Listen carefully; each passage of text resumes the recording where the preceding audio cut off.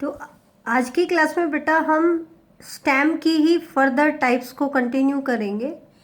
Basically initially हमने little Wick branching के basis पर उनको कैटेगराइज किया था, जो कि इम्पॉर्टेंट पार्ट था रेसमोस एंड साइमोस ब्रांचिंग। ठीक है, वो बहुत इम्पॉर्टेंट था। लेकिन उसके अलावा भी कई सारे तरीके होते हैं जिनके बेसिस पर हम स्टेम को डिवाइड कर सकते हैं, जैसे कि on the basis of the spread या on the basis of morphology. तो सबसे पहले हम बात कर लेते हैं on the basis of spread, कि वो किस तरीके से स्प्रेड होती है, कहाँ स्प्रेड होती है। उसके बेसिस पर इनको 3 कैटेगरी में बेटा हम डिवाइड करेंगे।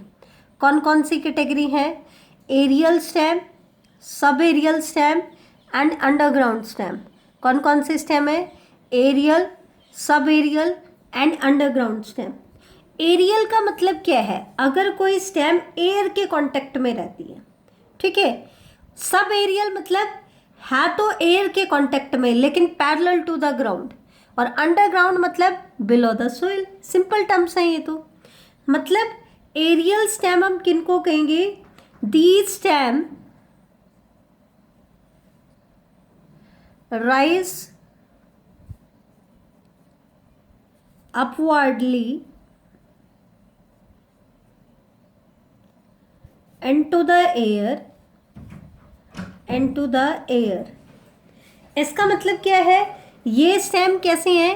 इरेक्ट हो सकती हैं, सीधी खड़ी भी हो सकती हैं, या कई बार क्या होता है कि वीक भी हो जाती है। वीक मतलब इनको किसी सपोर्ट की ज़रूरत होती है। किसकी ज़रूरत होती है? सपोर्ट की ज़रूरत होती है। ठीक है, तो इसके बाद आता है सब एरियल स्टेम। सब एरियल का मतलब क्या है? Stem run parallel to the ground।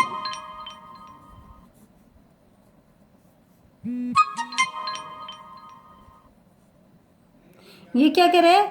Stem जो है वो ग्राउंड के पैरेलल चलेगी। स्टेम जो है वो कहाँ चलेगी? ग्राउंड के पैरेलल चलेगी। और जो स्टेम मोस्टली ग्राउंड के ऊपर ही फैली हुई होती हैं, ऐसे स्प्रेड होती हैं, वो यूजुअली कैसी होती हैं? वीक होती है। यूजुअली कैसी होती हैं बेटा? वीक होती है।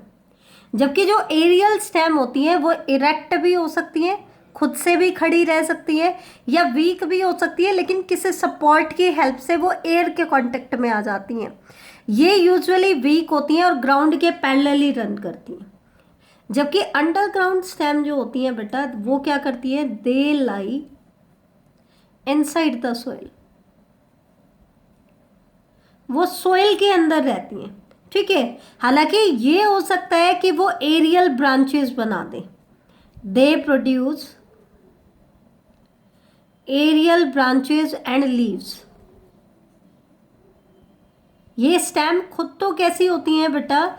खुद तो अंडरग्राउंड होती हैं, लेकिन इनसे एरियल ब्रांच और लीव्स अराइज हो जाते हैं। क्यों? क्योंकि इनको क्या करना है? फोटोसिंथेसिस भी करना है और रिप्रोडक्शन भी करना है। क्या करना है? फोटोसिंथेसिस भी करना है और रिप्रोडक्शन भी करना है। तो सेक्सुअल रिप्रोडक्शन करने के लिए, क्योंकि इसके लिए उसको दूसरे गैमेट के कांटेक्ट में आना पड़ेगा, तो उसके लिए उसको सोइल से बाहर आना पड़ेगा।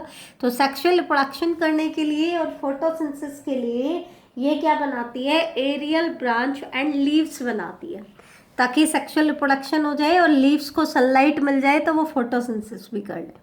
तो ये तो कैटेगराइजेशन था स्टेम का on the basis of their spread, कि स्प्रेड के बेसिस पर हम उनको कैसे कैटेगराइज करेंगे। तो 3 कैटेगरी में हमने कैटेगराइज किया, aerial, sub aerial and underground. अब हम लेंगे next categorization, that is on the basis of morphology. Morphology के बेसिस पर, एक्सटर्नल अपीयरेंस के बेसिस पर इनको हम कैसे कैटेगराइज करेंगे।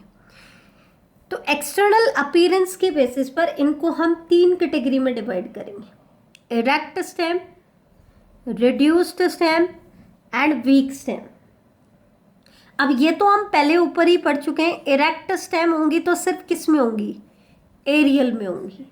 ठीक है, तो ये एरियल स्टेम है। लेकिन इरेक्ट, एरियल में हमने दोनों पढ़ा था, इरेक्ट और वीक। तो उसमें इरेक्ट का मतलब क्या है कि इनके पास सफिशिएंट मैकेनिकल स्ट्रेंथ भी होती है ताकि ये सीधे खड़े रह सकते हैं। सफिशिएंट मैकेनिकल स्ट्रेंथ भी होती है। तो ये वो एरियल स्टेम है जिनके पास सफिशिएंट मैकेनिकल स्ट्रेंथ है ताकि वो अपने आप को वर्टिकली अपराइट पोजीशन में रख सकें। किस में रख सकें बेटा? वर्टिकली अपराइट पोजीशन में अपने आप को खड़ा रख सकें। वर्टिकली अपराइट पोजीशन में अपने आप को क्या रख सके बेटा? खड़ा रख सके। ठीक है। अब इरेक्ट स्टेम में शेप के बेसिस पर, क्योंकि हमने मॉर्फोलॉजी के बेसिस पर कैटेगराइज किया है, तो इनको हम फर्दर दो कैटेगरी में डिवाइड करते हैं इनकी अपीयरेंस के बेस पर। एक तो होता है एक्स करंट और एक होता है डी करंट। ये इंपॉर्टेंट है, जो नीट एग्जाम्स में पूछा जाता है। ठीक है।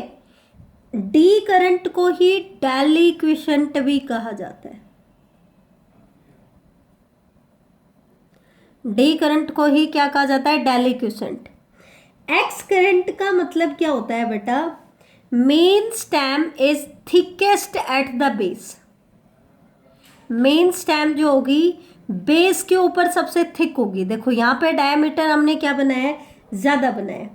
And gradually tapers towards the apex, और जैसे जैसे एपेक्स की तरफ जाएगा ये टेपरिंग शो करेगा। इसके एक्सटर्नल मॉर्फोलॉजी की बात करें कि मतलब देखने से ही हमें पता चल जाए, तो बेस पे क्या होगी? स्टेम, मेन ट्रंक कैसा होगा? थिक होगा। जैसे जैसे ऊपर जाएंगे थिकनेस क्या होती जाएगी बेटा? कम होती जाएगी। ठीक है। और ब्रांचेज जो अराइज होंगी वो एक्रोपेटल सक्सेशन में अराइज होंगी। एक्रोपेटल का मतलब क्या है? जैसा कि हमने पहले भी कहा था, younger towards apex and older towards base, कि यंगर जो स्टेम होंगी वो एपेक्स की तरफ होंगी और ओल्डर टुवर्ड्स द बेस। ठीक है। तो इन प्लांट की जो अपीयरेंस होती है ना, वो कैसी होती है बेटा? कोन शेप की होती है। देखो अगर आप इनकी शेप बनाओगे तो इनकी शेप कैसी बनेगी? कोन शेप के प्लांट बनेंगे। तो एक्स करंट का मतलब होता है thickest at the base and taper towards the apex, और ब्रांचेस किस मैनर में अरेंज होंगी? एक्रोपेटल सक्सेशन में अपीयर होंगी। तो इनकी कौन शेप बन जाएगी? कैसी शेप बन जाएगी? कौन शेप के बन जाते हैं ये प्लांट।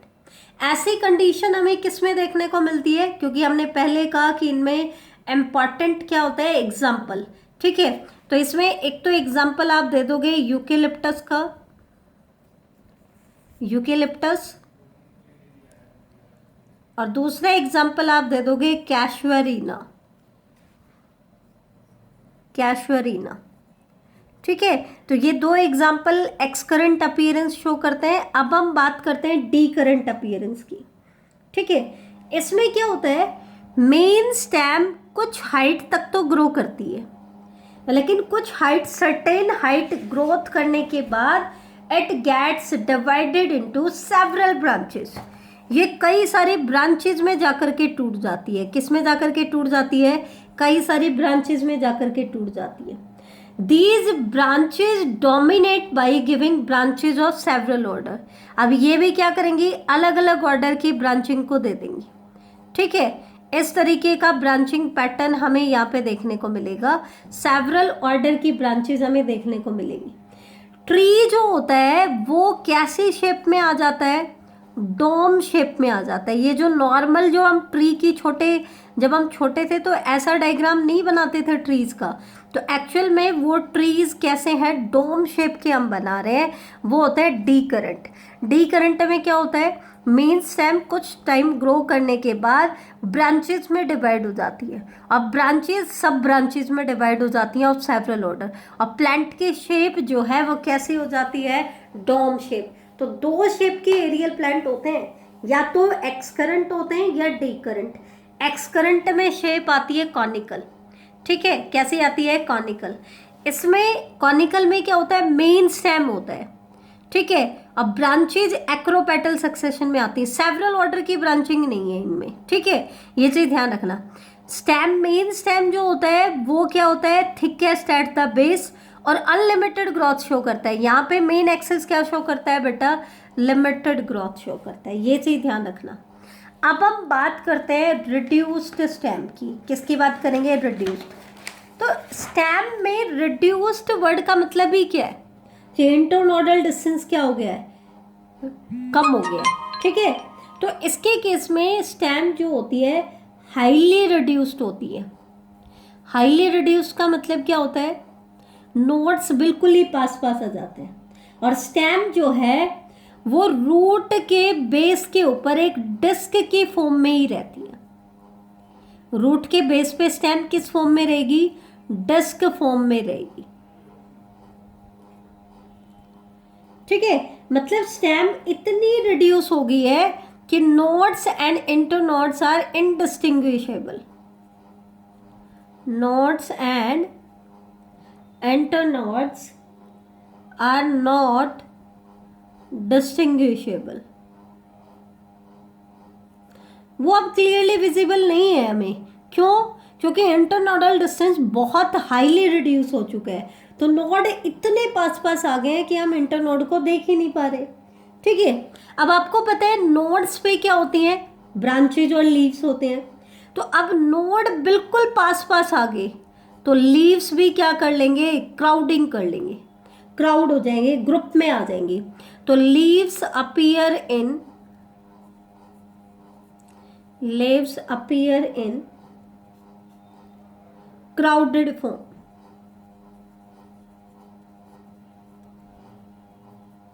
ठीक है। और जो प्लांट जो जिनके अंदर रिड्यूस्ड स्टेम होती है, प्लांट्स विद रिड्यूस्ड स्टेम, उन प्लांट के लिए एक वर्ड यूज किया जाता है, ये वर्ड ध्यान रखना, एक्वालेसेंट। एक्वालेसेंट प्लांट कौन से होते हैं, जिनके केस में स्टेम जो होती है वो हाईली रिड्यूस्ड होती है। कैसी होती है बेटा, हाईली रिड्यूस्ड होती है। अनियन देखा है, प्याज खाते हो आप लोग, तो ये जो आपका अनियन होता है उसमें यहाँ पे एक येलो कलर की डिस्क आपको दिखाई दे रही है, जिसके ऊपर ये आपके लीफ, फ्लैशी लीव्स आपके प्रेजेंट होते हैं जिनको हम खाते हैं। तो ये जो येलो कलर का पार्ट होता है ना बेटा, ये एक्चुअल में डिस्क जो होती है, ये क्या है, रिड्यूस्ड स्टेम है। ऐसे कैरेट, गाजर जब आप खाते हो ना बेटा, ध्यान से देखना, ये गाजर का लीफी पार्ट है। यहाँ पे ऐसे डाइवर्सिफिकेशन आपको देखने को मिलेगी। इस तरीके से कटी फटी सी स्किन देखने को मिलती है, नीचे रूट है वो बिल्कुल स्मूथ आपको दिखाई देती है। तो बिल्कुल लीफ के बेस पे यहाँ पे ये जो पार्ट है जो कटा फटा सा दिखाई देता है हमें, ये क्या है, इसकी रिड्यूस्ड स्टेम है। तो ये चीज़ आप ध्यान रखना। अनियन में भी आपको रिड्यूस्ड स्टेम देखने को मिलती है और रेडिश में भी आपको अनियन रिड्यूस्ड स्टेम देखने को मिलती है, ठीक है। ये डिस्क की फॉर्म में होती हैं। किसके फॉर्म में होती है, डिस्क की फॉर्म में। अब हम आ जाते हैं वीक स्टेम। वीक मतलब नाम से ही पता चल रहा है कि स्टेम जो है वो सीधा खड़ा नहीं हो सकती, ठीक है। दे कांट सपोर्ट देमसेल्फ,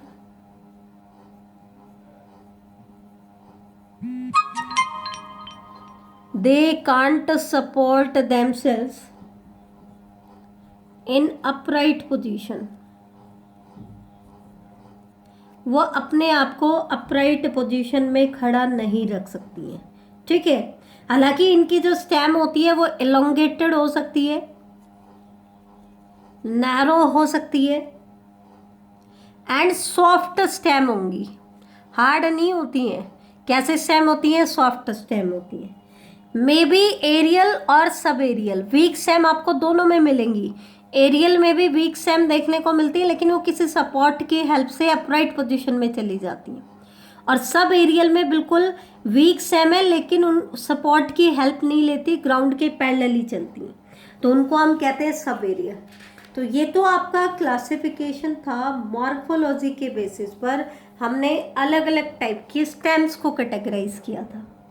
अब हम आते हैं स्टेम के मेन पार्ट की तरफ, जो सबसे इम्पॉर्टेंट पार्ट है, that is modification of stem. जैसा कि मैंने पहले भी बताया था, रूट की मॉडिफिकेशन भी इम्पॉर्टेंट थी और स्टेम की मॉडिफिकेशन भी इम्पॉर्टेंट है। और स्टेम मॉडिफिकेशन की तो डिटेल भी काफ़ी इंपॉर्टेंट है बेटा, ध्यान देना। सबसे ज़्यादा रूट स्टेम और लीफ की मॉडिफिकेशन में स्टेम मॉडिफिकेशन की डिटेल सबसे ज़्यादा इंपॉर्टेंट है। तो मॉडिफिकेशन का मतलब ही क्या है, जैसे कि हमने पहले कहा कि स्टेम का मेन पर्पस तो क्या होता है कि जो लीव्स और ब्रांचेज हैं उनको एक्सपोज करना, ठीक है, यही पर्पस होता है, उनको एक सुटेबल पोजीशन पे लेके जाना। लेकिन अगर कोई स्टेम इसके अलावा कोई अदर फंक्शन परफॉर्म करती है तो उनको हम क्या बोलेंगे, मॉडिफाइड स्टेम, ठीक है। अब मॉडिफाइड स्टेम को अलग अलग टाइप्स में हम कैटेगराइज करेंगे, किसके बेसिस पर बेटा, कि वो एरियल है, सब एरियल है या अंडरग्राउंड है। तो हम कौन कौन सी मॉडिफिकेशन पढ़ेंगे वो मैं आपको बता देती हूँ। सबसे पहले हम बात करेंगे एरियल स्टेम मॉडिफिकेशन की, ठीक है। इसके अलावा सब एरियल स्टेम की मॉडिफिकेशन,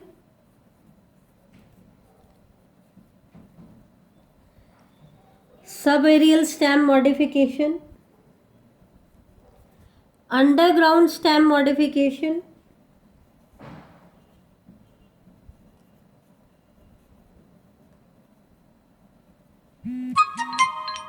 मतलब हमने क्या किया, उनकी मॉडिफिकेशन को स्प्रेड के बेसिस पर क्या कर दिया बेटा, अलग अलग पार्ट्स में मॉडिफाई कर दिया। किस में मॉडिफाई कर दिया, अलग अलग पार्ट्स में मॉडिफाई कर दिया, ठीक है। तो ये चीज़ आपको ध्यान रखनी पड़ेगी, ये चीज़ इंपॉर्टेंट है, ठीक है। अब देखो एरियल स्टेम की मॉडिफिकेशन में हम क्या क्या पढ़ेंगे। सबसे पहले तो इसमें हम वीक एरियल स्टेम पढ़ेंगे।